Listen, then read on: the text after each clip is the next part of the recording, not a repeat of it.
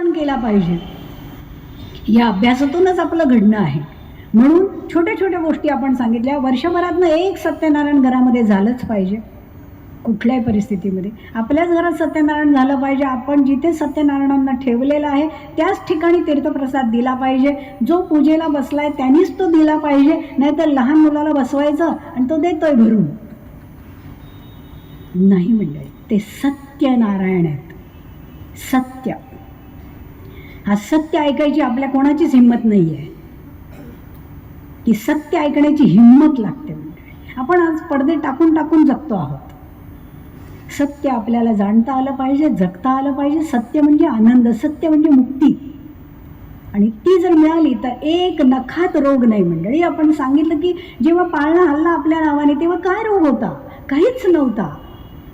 आणि आताही आपल्याला रोग नाही आहे मंडळी, ताण आहे, मानसिक अस्वस्थता आहे, म्हणून आजार आहेत.